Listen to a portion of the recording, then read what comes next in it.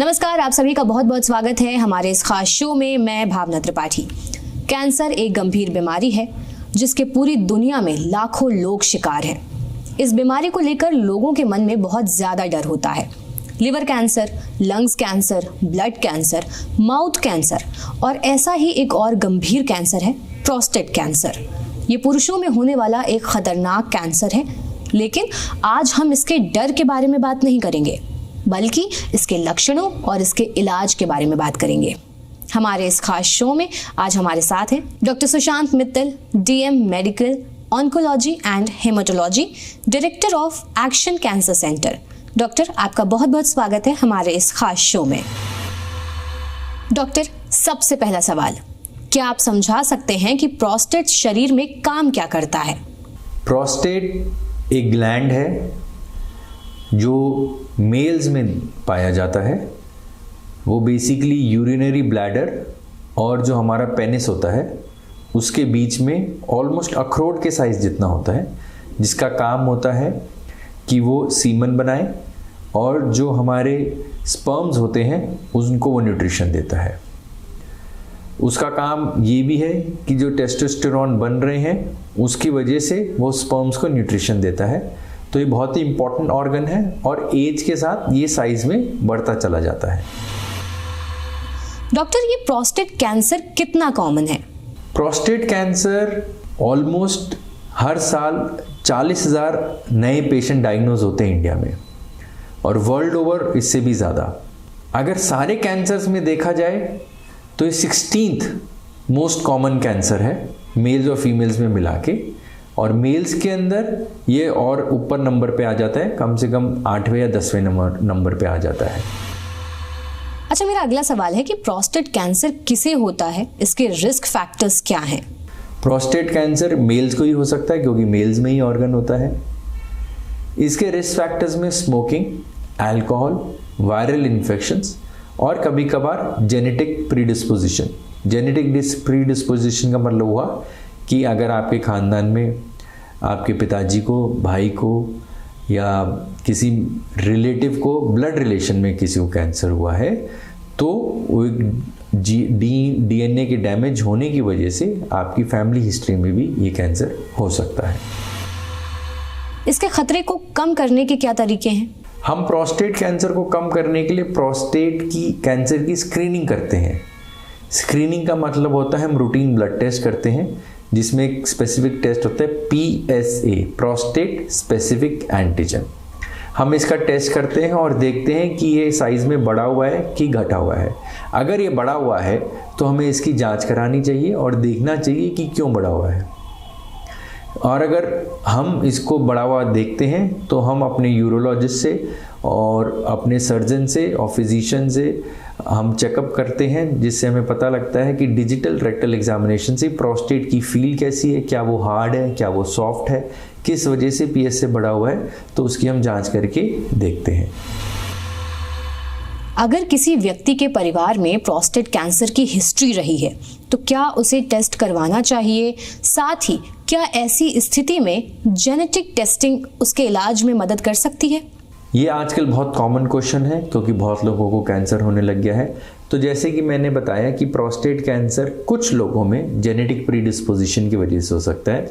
इसका मतलब कि एक पर्टिकुलर डीएनए के डैमेज होने की वजह से ये आपके अगर फादर को हुआ है तो आपको हो सकता है, आपके भाई को हुआ है तो आपको हो सकता है, अगर ब्लड रिलेशन में किसी को हुआ है तो हो सकता है।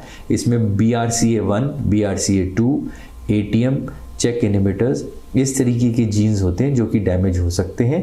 तो इसके अंदर हम स्पेसिफिक टेस्ट करते हैं, डीएनए का टेस्ट करते हैं और देखते हैं कि वो डीएनए क्या आपके अंदर भी खराब है कि नहीं है। तो हम उसका टेस्ट करके उसके लिए हम उसकी रोकथाम के लिए हम जांच करके उसका ट्रीटमेंट करते हैं। क्या युवाओं को भी प्रोस्टेट कैंसर हो सकता है?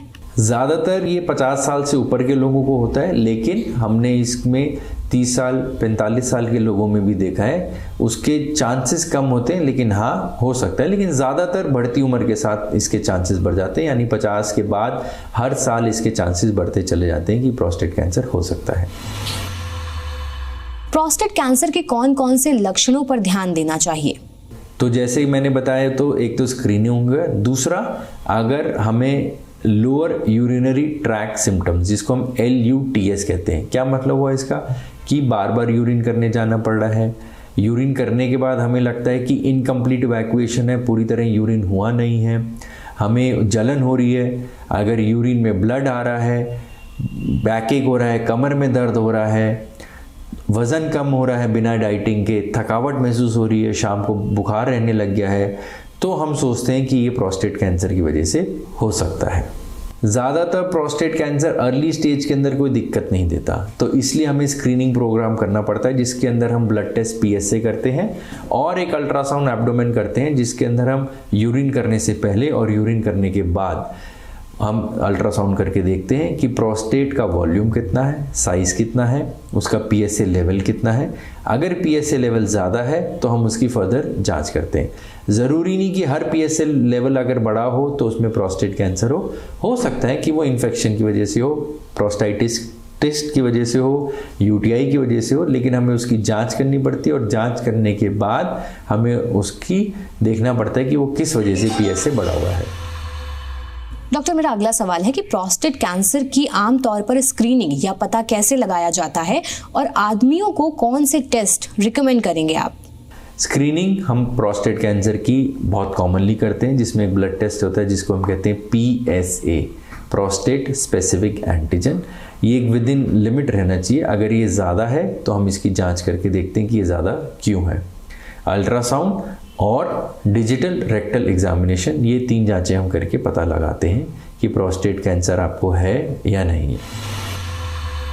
स्क्रीनिंग यानी जांच ज़रूरी क्यों है? स्क्रीनिंग करने से हमें ये पता लगता है कि अगर प्रोस्टेट की बीमारी प्रोस्टेट में पनप रही है, लेकिन अगर आपको सिम्टम्स नहीं है, अभी कोई तकलीफ नहीं है, तो हम इसको पता रख सकते हैं। जैसे कि हम गाड़ी की सर्विसिंग कराते हैं, गाड़ी में कोई ख़राबी नहीं है, लेकिन सर्विसिंग सेंटर पे जब जाती है तो पता लगता है कि उसके शॉकर ख़राब है, कार्बोरेटर में कचरा है, कि AC की सफाई की ज़रूरत है। उसी तरीके से हम जब स्क्रीनिंग करते हैं तो हमें ये पता लगता है कि बीमारी पनप रही है कि नहीं पनप रही। हम उसको बहुत ही अर्ली स्टेज के अंदर हम उसको पकड़ लेते हैं, ताकि हम पेशेंट को पूरी तरह अच्छी तरह क्योर कर सकें और उनको लंबी जीवन दे सकें।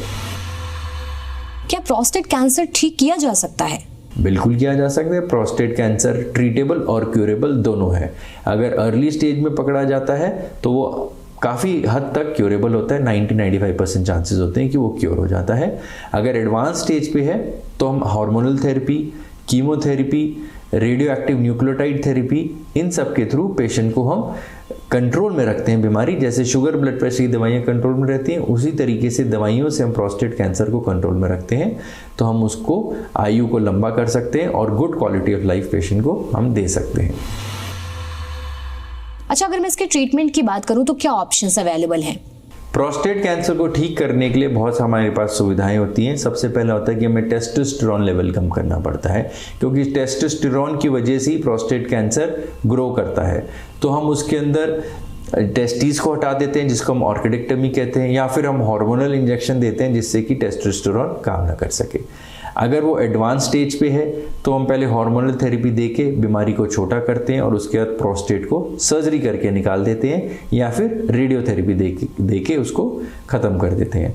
अगर बीमारी मेटास्टेटिक स्टेज पे, स्टेज 4 पे, की हड्डियों में, लिवर में, लंग में चली गई है, तो भी हम हार्मोनल ट्रीटमेंट, एडवांस दवाइयाँ, एडवांस हार्मोनल थेरेपी देके उसको कंट्रोल करते हैं। कुछ पेशेंट्स के अंदर हमें कीमोथेरेपी, रेडियोथेरेपी या PSMA थेरेपी देके भी हमें बीमारी को कंट्रोल करना पड़ता है। एक्टिव सर्विलांस क्या है?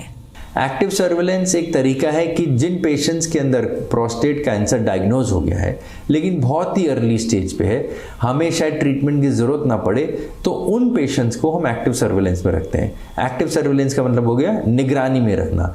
हम पेशेंट को रेगुलर फॉलोअप पे बुलाते हैं, 3-3 महीने पे MRI करते हैं, PSA के टेस्ट करते हैं, और अगर पेशेंट समझदार है तो हम उनको समझाते हैं कि क्या साइन एंड सिम्टम हो सकते हैं जिसकी वजह से आपको हमारे पास जल्दी आना है। तो ये यूजुअली उन पेशेंट्स के लिए रहता है जो कि समझदार पेशेंट्स हैं, जो फॉलोअप कराने के लिए रेडी हैं, MRI 3-3 महीने में कराने के लिए रेडी हैं। उन पेशेंट्स के अंदर हम एक्टिव सर्विलेंस करते हैं। डॉक्टर, मेरा अगला सवाल होगा कि कैंसर का बढ़कर प्रोस्टेट ग्लैंड से बाहर फैलने का खतरा कितना होता है?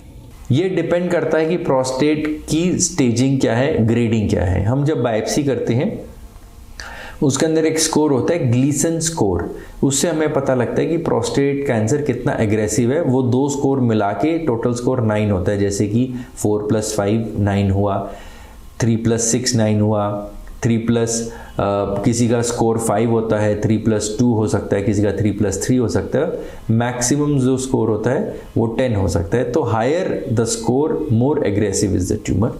सेकेंड, पीएसए लेवल कितना है। अगर पीएसए लेवल बहुत ज़्यादा है तो भी हम मानते हैं कि वो हाई रिस्क में, हाई स्टेज पे है। उन पेशेंट्स के अंदर बीमारी एडवांस स्टेज पे पकड़ी जाती है या एडवांस स्टेज पे जा सकती है ट्रीटमेंट करने के बावजूद भी।